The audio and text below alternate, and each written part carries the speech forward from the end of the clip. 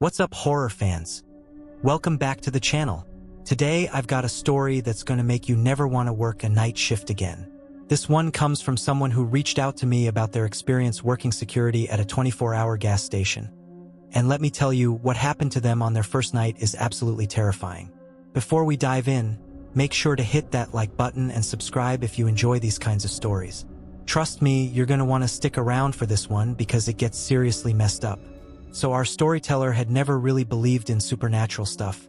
Ghosts, urban legends, none of that had ever bothered him. But after his first night as a security guard at this sketchy 24-hour gas station on the outskirts of town, he wasn't so sure about anything anymore. The job seemed perfect, decent pay, quiet hours, and the isolation didn't bother him at all. In fact, he preferred it. The gas station itself was nothing special. Just this dingy building sitting at the edge of a long, winding road that seemed to stretch into absolute darkness. The only thing that stood out were these bright fluorescent lights flickering above the gas pumps, casting long, eerie shadows across the parking lot.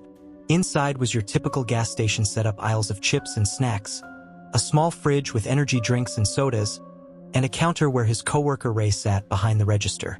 Now, Ray was this guy in his late 40s, maybe early 50s, who had that look of someone who'd spent way too many years working the night shift. Pale skin, thinning hair, and these glazed-over, distant eyes that made you wonder if he ever actually slept. He'd been working at this gas station for years, but he didn't say much unless he absolutely had to. So on his first night, our guy clocks in, grabs his flashlight, and finds Ray sitting behind the counter, sipping coffee and staring out into the parking lot. Ray gives him a nod when he walks in but doesn't say anything at first. "How's the night been so far?" he asks, trying to make some small talk. Ray takes this long sip of his coffee before answering, his voice all gravelly from too many cigarettes. "Quiet, just how I like it. Anything I should know about?" he asks, settling in for what he thought would be a completely uneventful night. Ray's eyes flick toward him, then back to the parking lot.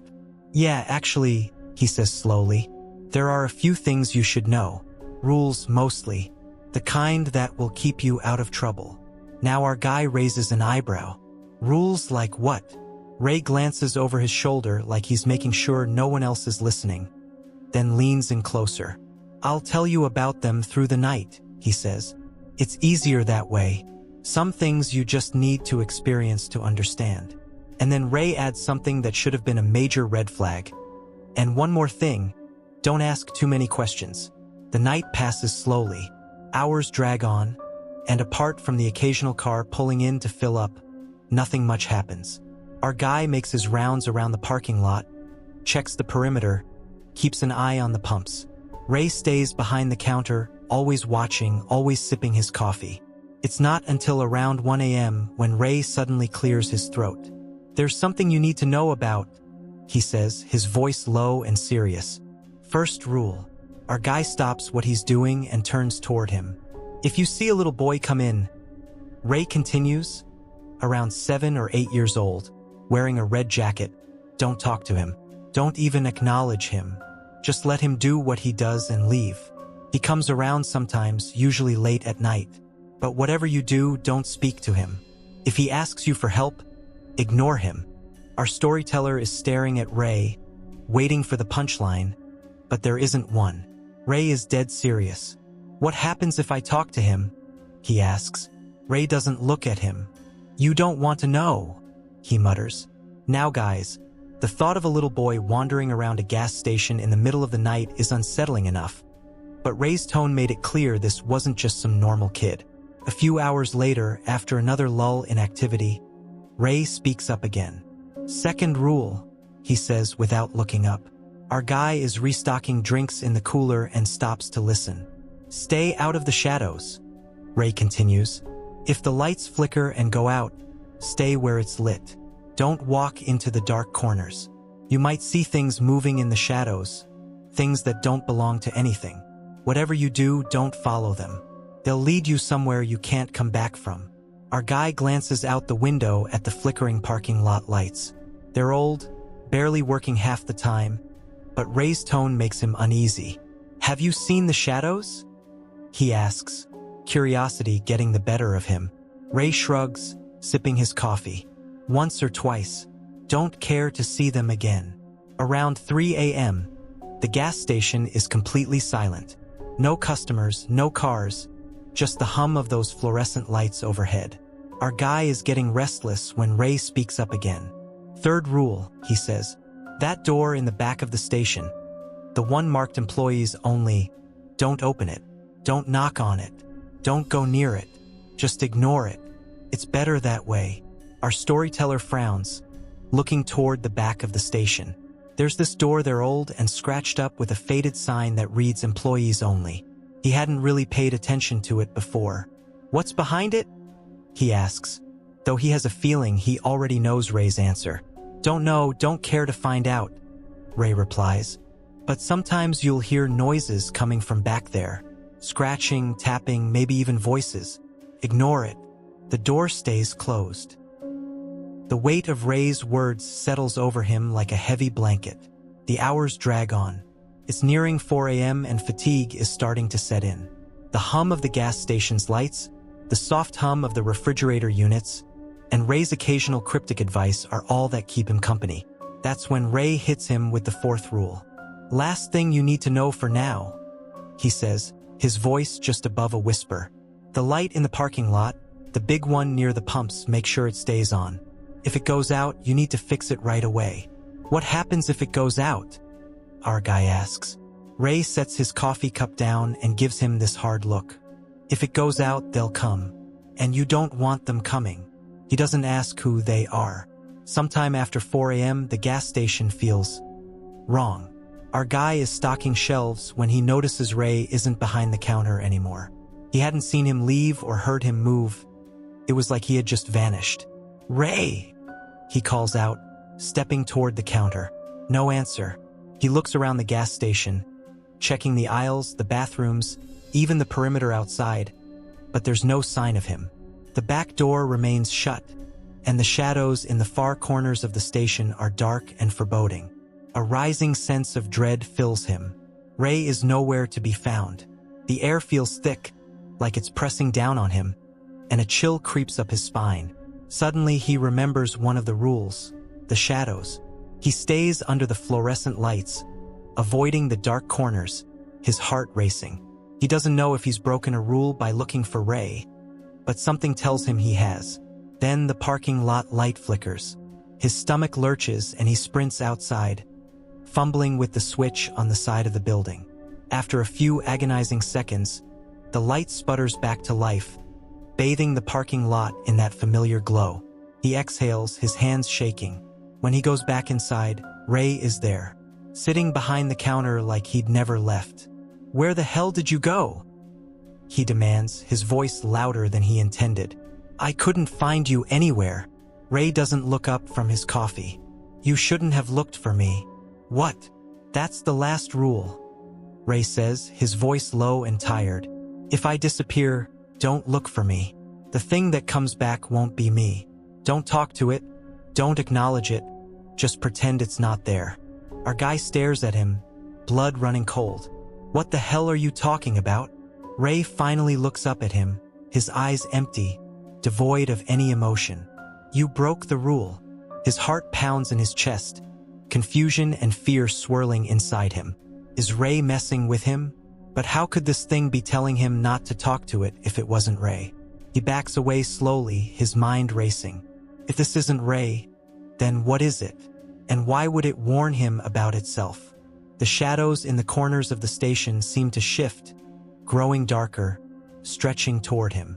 The parking lot light flickers again, and this time he doesn't move. He's frozen, caught between disbelief and terror. It's like the shadows are alive, moving, slithering, coiling closer and closer. His mind races, screaming at him to stay in the light, to follow Ray's rules, but his legs feel like lead. Suddenly, a low hum fills the air, like the station itself is groaning under the weight of something unseen. The flickering of the parking lot light becomes more erratic, casting brief, harsh flashes across the interior. He remembers what Ray said about the lights. If they go out, they'll come. You don't want them coming. He forces himself to move, his body jerking into action as he runs for the switch that controls the parking lot lights. His fingers fumble with the old, rusted lever on the wall, and for a moment his heart nearly stops as he realizes it's not working. The hum intensifies, and the shadows seem to surge forward, creeping across the floor like liquid night. With a desperate grunt, he yanks the switch harder. The parking lot light sputters back to life, bright and glaring, chasing the shadows back into the corners. He collapses against the wall, panting, his heart hammering against his ribcage. The light is on and the shadows have retreated, but the station doesn't feel any safer. Then it happens. A soft chime echoes through the gas station. The door has opened. He hadn't seen it move, there hadn't been a car pulling up to the pumps, but when he turns around, he sees him. The boy. He couldn't have been more than 7 or 8 years old, just like Ray had described. His red jacket stands out in the dim fluorescent glow of the station, too bright, too vivid for the otherwise washed-out world of the night. He stands by the door, looking around as if lost, his eyes wide and pleading. Every instinct screams at our guy to help him. It doesn't feel right just standing there, pretending he's not there, pretending he doesn't hear the quiet sniffle of a child trying to hold back tears. But Ray's warning burns in the back of his mind. If you see a boy in a red jacket, don't talk to him. Don't acknowledge him. The boy takes a few tentative steps into the store, his small hands fidgeting with the zipper of his jacket. He's looking right at our storyteller. "Mister." His voice is soft, barely above a whisper. "Can you help me? I can't find my mom." Our guy's throat tightens. He glances at Ray, or whatever is pretending to be him, who hasn't moved, hasn't reacted at all to the boy's presence. It's like he can't even see him. The boy takes another step closer. "Please, I'm scared." He clenches his fists, forcing himself to follow the rule.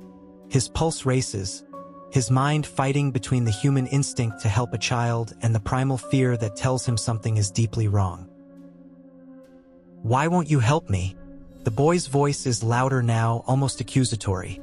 "Please." Tears well in his wide eyes, and he reaches out. That's when our guy sees it, the flicker, the momentary slip.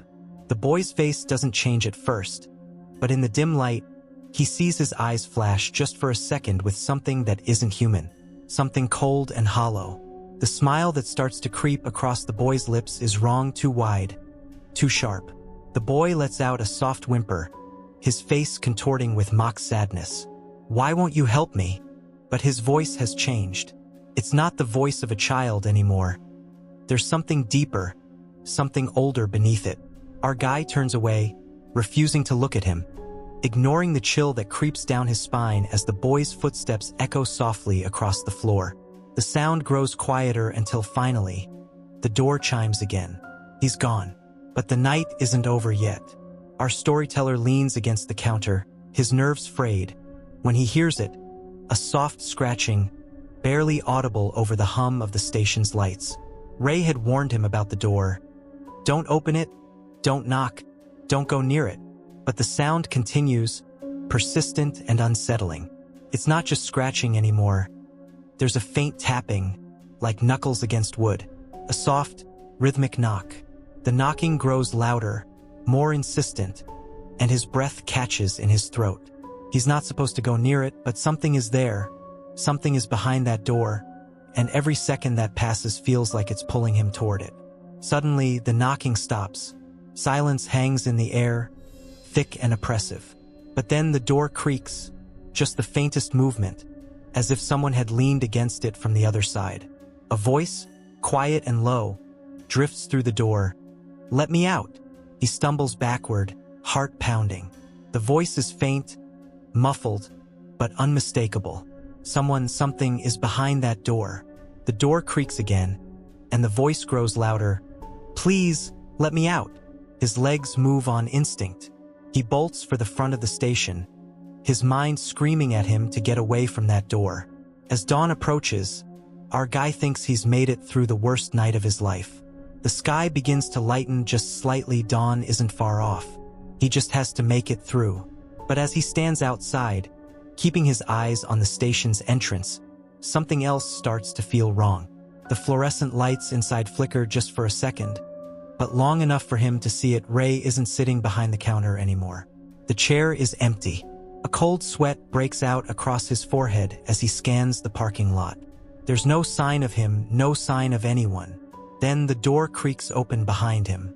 Slowly, cautiously, he turns around. Ray, or something that looks like him, stands in the doorway, staring at him with a blank expression.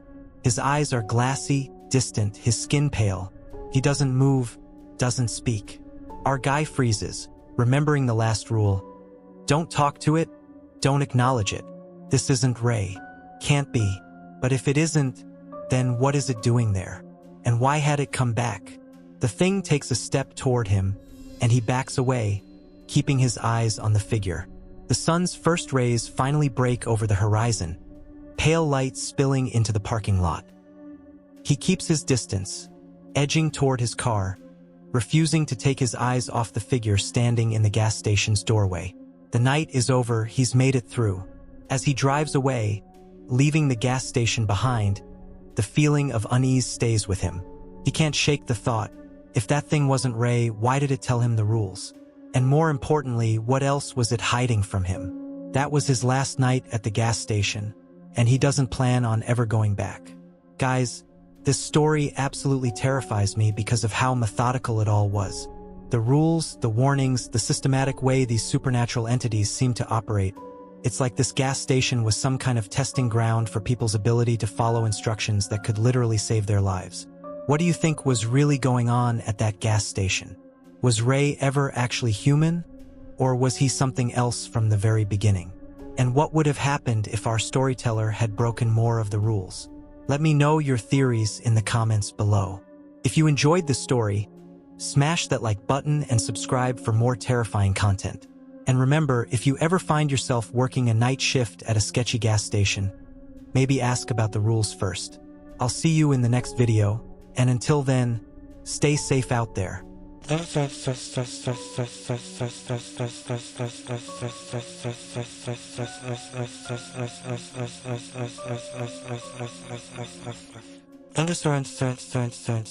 Don't forget to turn on notifications so you never miss a new horror story.